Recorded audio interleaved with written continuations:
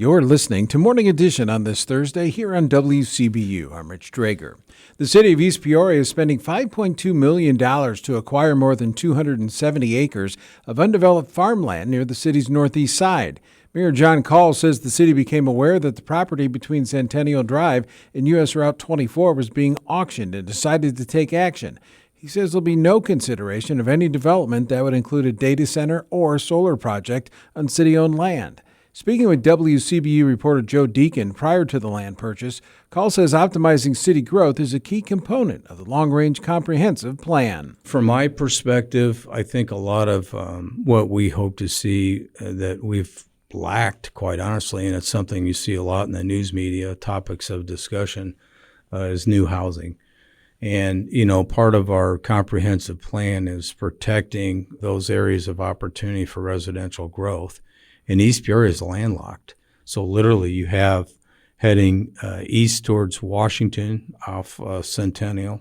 There's still opportunity for growth there. And then south of Moeller Road, that area, which is currently farmland, that's it. That's our only areas of growth. So we felt it was very important to include those areas in their comprehensive plan. The saga over the Paradise Casino has been settled, and Boyd Gaming is moving forward with redevelopment that keeps the venue in East Peoria.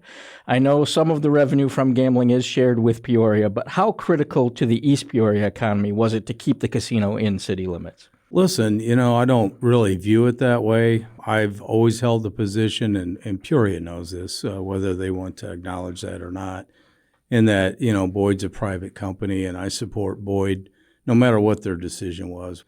Never wavered in that position. So we're excited to see them reinvest in East Peoria. But the way I look at it, and I'm sincere about this, it's a win for the greater Peoria region. It really is.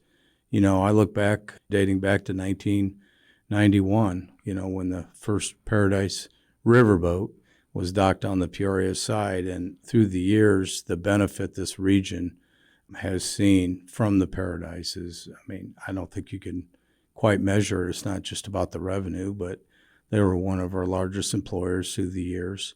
So you have to acknowledge all the things that they've done that really, from an economic standpoint, boosted the entire region. So what is East Peoria's idea or hopes for potential development on the north side of Interstate 74 there, kind of stretching all the way from the casino property toward Bass Pro Shops? Yeah, so when we created that new TIF district, that was kind of the last piece of the puzzle. If you look at East Peoria and the development, they started down in the Levee District along the riverfront and then obviously loop back around the other side of the interstate.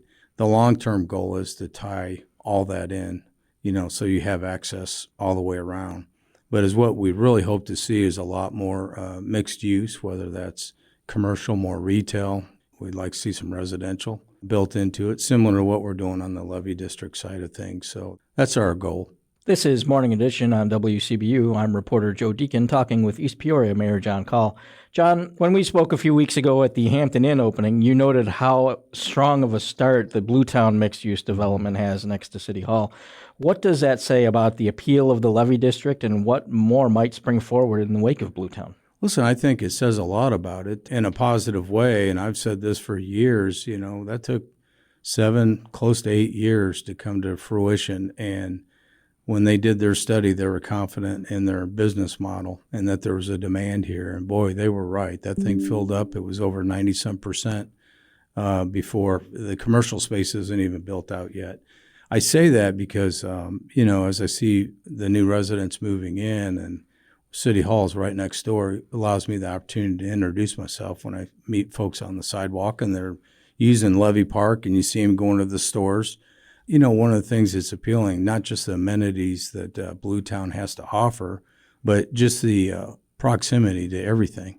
A lot of these folks are medical people that work on the Peoria side of the river, and they're 2-3 minutes from work. Is there a potential for an expansion of Bluetown then, or? Yeah, Flaherty was in town when we did the ribbon cutting here, but he openly spoke about the next phase, which is going down Center Street, and they remain committed to doing a phase 2. That goes right into my next question. I know the city has plans to kind of develop a combination of residential entertainment district along Center Street there.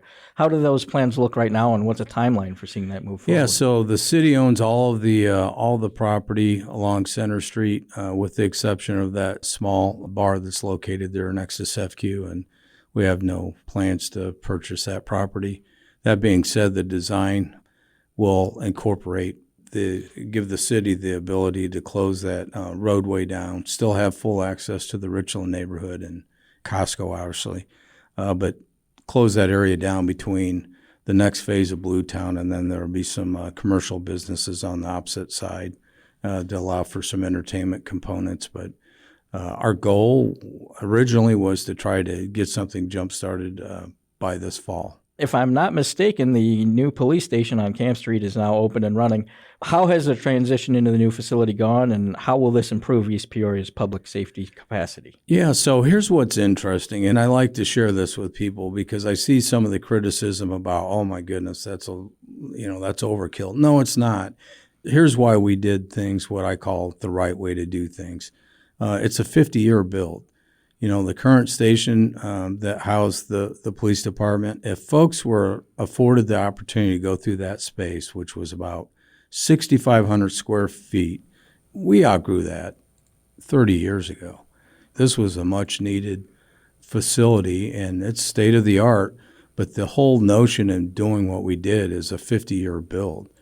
Oftentimes as politicians, you kind of cut corners to save pennies, and it tends to cost you more money in the long run. But I think an investment in public safety demonstrates our commitment to ensuring that East Peoria remains safe. So how do you view the city's financial standing and outlook? We're in a really solid position, and we have been for a number of years. But, a lot of what we do is we make sure that we live within our means. We always have. And so, when I talk about smart growth, that includes finding a healthy balance between offering incentives to get somebody to develop in your community, but do it in a way that makes sense for the taxpayers. But I feel good about where East Peoria is at, and I think the next 5 or 10 years looks very positive. That was East Peoria Mayor John Kahl speaking with Joe Deacon for WCBU Reports. Find more of the conversation at wcbu.org. You're listening to Morning Edition here on WCBU, Peoria Public Radio, part of the NPR network.